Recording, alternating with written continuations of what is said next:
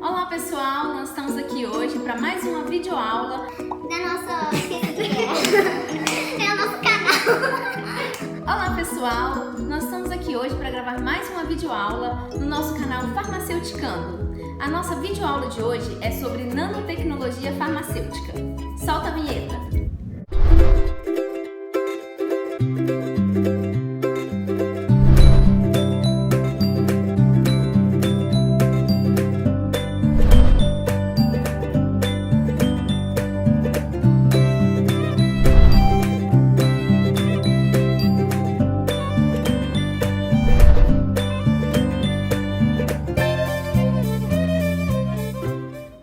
Pessoal, como foi dito antes, a nossa videoaula de hoje é sobre nanotecnologia farmacêutica. Ela é a área das ciências farmacêuticas envolvida no desenvolvimento, caracterização e aplicação de sistemas terapêuticos em escala nanométrica ou micrométrica. Diversas pesquisas vêm demonstrando o grande potencial da nanotecnologia farmacêutica no tratamento, prevenção e diagnóstico de inúmeras patologias.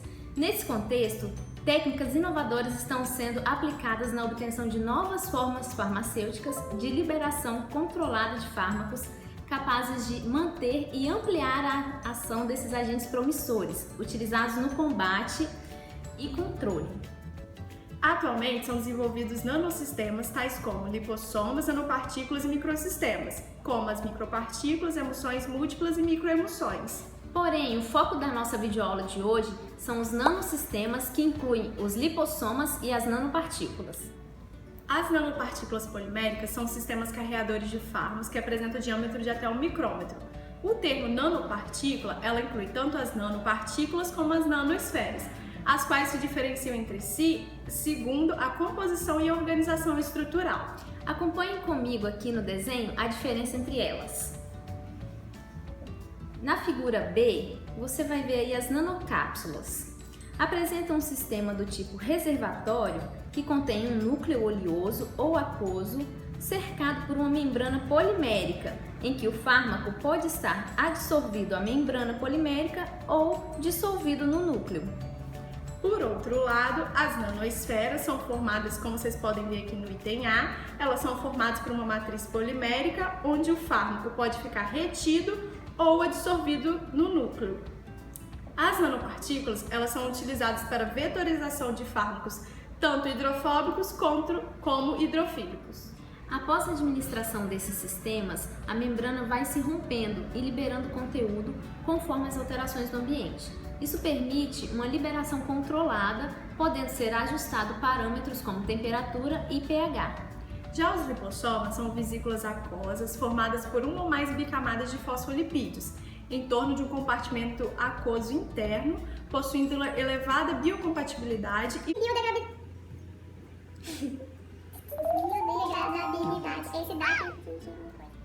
Já os lipossomas são vesículas aquosas formadas por uma ou mais bicamadas de fosfolipídios em torno de um compartimento aquoso interno, possuindo elevada biocompatibilidade e biodegradabilidade. Podem encapsular tanto compostos hidrofílicos como lipofílicos. Na figura que você está vendo aí agora, os fármacos hidrossolúveis, eles ficam encapsulados no interior da cavidade, enquanto os lipofílicos são inseridos ou adsorvidos na bicamada lipídica. Alternativamente, ambos os tipos de substâncias podem ser encapsuladas no mesmo lipossoma. Sendo assim, veremos agora alguns métodos empregados na preparação das nanopartículas. O primeiro método é o método de polimerização em emulsão, então onde nós temos um meio aquoso com o tensoativo mais o fármaco em meio ácido. Em seguida, adicionamos os monômeros. Então, ocorre o processo de polimerização com a formação das nanoesferas.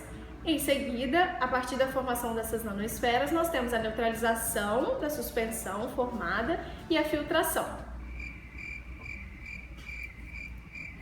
O segundo método é o de polimerização interfacial, onde eu tenho aqui monômeros, mais solvente, mais um tensoativo, mais o óleo e mais o fármaco. Eu vou adicionar isso aqui nessa fase onde tem um meio aquoso com um tensoativo. Logo depois que você faz esse processo, ocorre a polimerização, onde há a formação das nanocápsulas. Depois que há essa formação das nanocápsulas, você vai adicionar em um balão de fundo redondo, porque você vai levar essa formação aqui no roto-evaporador para ver aqui, você vai roto-evaporar para ver a evaporação do solvente e de todo o excesso de água. O terceiro método é o método de precipitação de polímeros pré-formados, onde eu tenho o polímero, o solvente, o tensoativo, mais o óleo, mais o fármaco. E uma segunda fase que eu tenho o meio aquoso mais tensoativo. Então, nós adicionamos essa primeira fase. Ocorre, então, a precipitação do polímero com a formação das nanocápsulas. Em seguida, esse é adicionado com a formação das nanocápsulas. Em seguida, esse é levado para o roto-evaporador para a evaporação do solvente. Como exemplo de polímeros utilizados, nós temos os polímeros naturais e os polímeros sintéticos. Os naturais são sempre biodegradáveis, como por exemplo o colágeno, a celulose, a quitosana, e são muito utilizados como matrizes em liberação de fármacos. Já os polímeros sintéticos também são largamente utilizados, como por exemplo os polietilenos, os polialcovinílicos, os poliácidos acrílicos, as poliacrilamidas, o polietileno glicol e os poliésteres. Agora, veremos aqui no gráfico a diferença de concentração plasmática efetiva em função do tempo entre os sistemas convencionais e de liberação controlada. Acompanhe aqui comigo. Nas formas de administração convencionais, spray, injeção, comprimidos, a concentração da droga na corrente sanguínea apresenta um aumento, como vocês podem ver, atinge o pico máximo e então declina, desde que cada droga possui uma faixa de ação terapêutica acima da qual ela é tóxica e abaixo da qual ela é ineficaz. Os níveis plasmáticos são dependentes das dosagens administradas. Este fato é problemático se a dose efetiva estiver próxima à dose tóxica.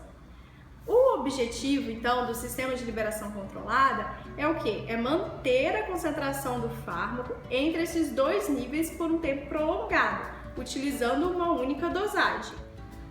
Entre as vantagens dos sistemas de liberação controlada, destacam-se a proteção do fármaco no sistema terapêutico contra possíveis instabilidades no organismo, promovendo manutenção de níveis plasmáticos em concentração constante, O aumento da eficácia terapêutica, a liberação progressiva e controlada do fármaco pelo condicionamento a estímulos do meio em que se encontram, se forem sensíveis à variação de pH ou de temperatura, a diminuição expressiva da toxicidade pela redução dos picos plasmáticos de concentração máxima, a diminuição da instabilidade e decomposição de fármacos sensíveis, a possibilidade de direcionamento a alvos específicos, a possibilidade de incorporação tanto de substâncias hidrofílicas quanto lipofílicas nos dispositivos e a diminuição da dose terapêutica e do número de administrações e o aumento da aceitação da terapia pelo paciente. E essa foi a nossa videoaula de hoje, galera. Se você gostou da nossa videoaula e ainda não é inscrito no canal, clique aqui embaixo e se inscreva. Não esqueça de deixar o seu gostei. Qualquer dúvida, deixe aqui nos comentários que vamos responder.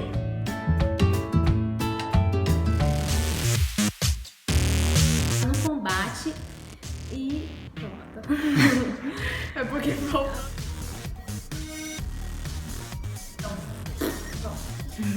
Já até um micro.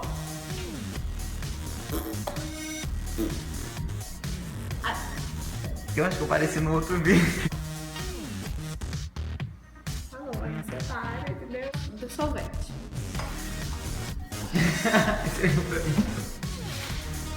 Esse bicho é ao máximo. A diminuição... Ai, não, errado. Não, tá certo. A diminuição da instabilidade e decomposição de fármacos sensíveis. É isso mesmo? É porque ela deu diminuição também. Tá.